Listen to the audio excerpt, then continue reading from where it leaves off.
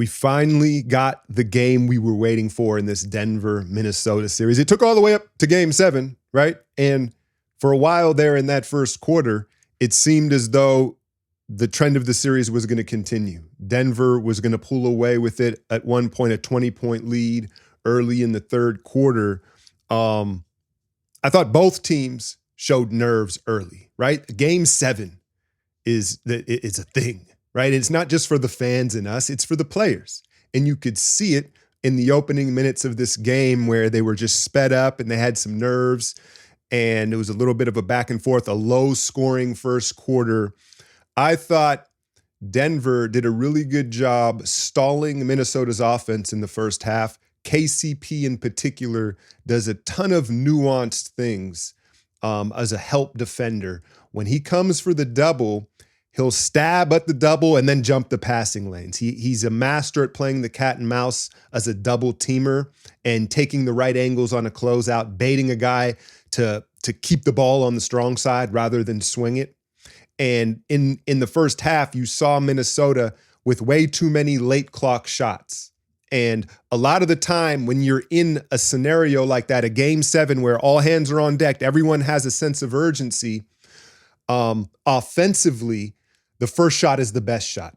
You make the extra pass, and then you realize, oh, I should have taken that first shot that was available, even if the window was small. And Minnesota suffered from that in the first half of that game. And then you saw Ant really struggling to find a rhythm. And that's obviously by design, right? They're sending two at him. And I think eventually here, he's going to have to figure out that he's got to move a little bit off the ball. Just standing there and hoping that the ball gets swung around, it makes things too easy. It's too easy to neutralize him at times, is what he's finding out. Too much of it is side to side. And, you know, as athletic and as strong as he is, what is he, 6'4", 6'5", right? So he can be trapped. Where you look at a Luka or a LeBron or some of these bigger wings, it's much harder to trap. But what I think happened in the second half is you saw Minnesota kind of run that horns concept, Spain pick and roll, whatever you want to call it. They were sending both Rudy and Cat up at the top for a screen and letting Ant kind of navigate and choose which screen he wanted to use. And in turn, confusing the trap a little bit. Like, are you trapping? Who's trapping? Who's trapping, right? They brought more people up into the mix, which confused some of the trapping and allowed Ant to find a sliver and get downhill. And that was the big difference. Despite him not finding his rhythm shooting really ever in the game, was in the second half, he got north-south, he got downhill, and it created better shots for Minnesota. Now, Ant at 22, I think kind of gets a mulligan, right? Like at this point in the playoffs, no one's going to kill Ant if he fails, right? At 22 years old.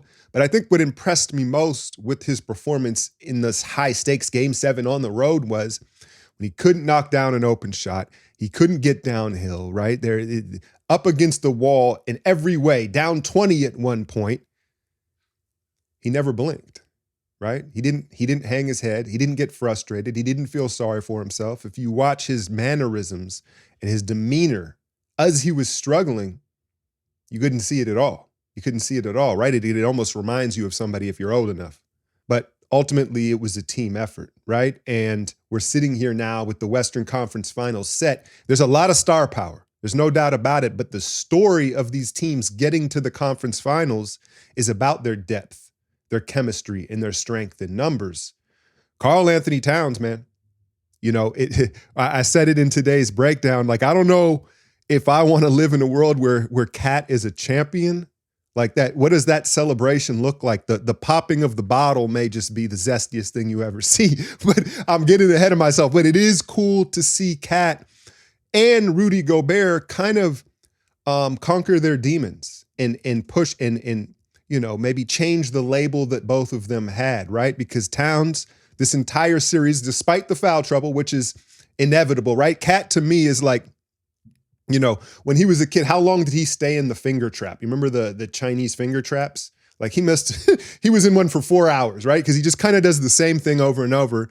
But no, I see, there I go again, you know, getting on him. But no, he's been super impressive as the second option. And he battled through that knee. That's got to be scary, coming back from the surgery like that and getting chipped up. And he had an answer. If Ant couldn't find his way to score, Cat had an answer every time they needed one, a big stabilizing basket. And then Rudy Gobert, I think, lost in the drama of this last night was, as soon as that fourth quarter started, he had that big and one on the roll. You could tell the Wolves bench told him, hey, when you catch it on the roll, just dunk it. Just try to put someone in the basket. And that's not always the case, right? With Rudy, sometimes in that short roll, he kind of lollygags, right? And he's like, oh, what should I do? And then it's too late. He was very decisive, and it was because he wasn't afraid to go to the foul line in game 7 in the fourth quarter on the road. And he shot 7 of 9 from the foul line. Like, say what you want. That was a huge part of that. Naz Reid comes in when Cat's in foul trouble and just dissects the game. Like to be able to come in and have that impact and play that calmly in that scenario when I don't think he thought he was coming back in that game at that point, right? There's 6 minutes in the fourth quarter. I don't think he thought, oh, I'm checking in. Well, maybe he did because considering the foul trouble, because Denver, let's be clear, they got the whistle last night. I think we were all sitting there outside of Nugget fans thinking like, they really about to do this? There were some calls down the stretch that were like Scott Foster-ish. Well, he was there doing it, right? But yeah, man, I mean, Murray, he shot well enough. I had said something after game 6, and I was like, I know we're going to focus on Murray and Ant and Jokic, Towns, the star power names, but what if this game 7 comes down to Jaden McDaniels and Aaron Gordon, and which one of those guys can produce more on that stage? And Jaden McDaniels outscored Aaron Gordon by 19 points. And I know that you can't measure Aaron Gordon's productivity and impact on just points, but that's too big of a gap for their kind of third guys. They play the same roles for each other. And Jaden McDaniels, man, like, listen, you look at the character of this Wolves team. Jaden McDaniels at one time was a top 10 pick headed into the draft, and he slid all the way to the end of the first round to 28. So he's going to be one of those chip on the shoulder guys probably his entire career, right? You've got Mike Conley in the twilight. He's been in so many playoff battles, but has never fought his way out of the West and into the NBA Finals, right? And then you have Karl Anthony Towns, who has, in the last season or two, been officially demoted from being a franchise player, a number 1 option, and he's done it with a smile on his face. Oh yeah, Naz Reid, 6th man of the year, undrafted, chip on the shoulder, right? Nickeil Alexander, how many times has he been traded? Chip on the shoulder. You put all that around what looks like the prince of the NBA, right? In Anthony Edwards, and clearly they've got something special brewing, and they're making their first Western Conference Finals appearance? I swear KG, Latrell, that team, Sam Cassell, I think they made it to the West. That's like 20 years ago. But yeah, man, you can't be more impressed with this team effort, and you're watching Ant learn in real time. And as far as Denver goes, I thought it was strange. They were almost in so much shock towards the end there with about 40 seconds to go. They gave up a little early, right? I thought they were going to stretch it out and play the foul game, but Jokic kind of was like, you saw him like untie his shoe, right? And then Jaden went for the menacing hammer there. Yeah, it's tough to go back to back. If I'm Denver, I think the obvious thing that people are going to say today is you got to move Michael Porter Jr. They're an apron team, and you got to move him for depth. They need more depth. I know Christian Brown was good. Justin Holiday had his moments, and Michael Porter Jr. just struggled. He just had a terrible slump at the wrong time, because Michael Porter Jr. is a shooter, right? And I watched the tape and did the breakdowns. I didn't see anything mechanically. He didn't take too many bad shots relative to the shot selection he normally takes. Those are shots he makes. He just got cold at the wrong time, right? But that's the obvious move is, do a 2-for-1 or a 3-for-1 and move Porter Jr.'s contract. I think you ask Jamal Murray to come back in better shape. I do. And the same goes for Jokic, both of them, right? But, Jokic, it's a little different at his size as the center and his conditioning up and down the court. I don't have a problem with it. But Jamal, what I would say to him is it's not about your performance. It's about your durability. Get in better shape to be more durable at this time of the year. But respect to Denver, man. I don't really have anything too negative to say about them other than they didn't have depth. They missed Bruce Brown, right? And I personally was excited and rooting for the Wolves. Again, not out of hate for Denver, but more so because we know who Jamal Murray is. We know who Jokic is. We know who this team is. Aaron Gordon, they've established themselves. It's far more interesting, exciting as someone without a squad in this playoff hunt this year to see Ant and the Wolves and see something fresh at this stage of the playoffs. And so now, again, we get it. Luka versus Ant. Kyrie, Towns, the star power's there, but again, it may come down to the depth. Both of these teams have great depth and great chemistry. And my guy, Luke, I haven't even got to the comment on the Patreon breakdown. He asked me, who would you rather have, Ant or Luka right now, right? It seems like this is going to be this generation's Kobe LeBron, maybe. They're going to keep running into each other in the West. No one at this point in the playoffs is healthy, but Luka's clearly more chipped up than most. And again, it goes back to being in shape, right? So that may play out in how this plays out. Like if Luka's just dragging that leg around and he finally wears down, that's going to clearly alter this conference finals, right?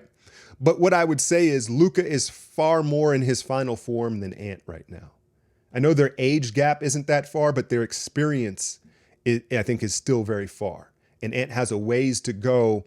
And the reason you saw him not be able to find the rhythm, look, I get it. It was by design, the traps. But even when the trap wasn't coming, you would see hesitation because Ant he's looking for where it's coming, right? And you're seeing him in real time really learn how to read the help when it's that aggressive, when it's like we're selling out at you and they're giving you different looks and it's more complicated.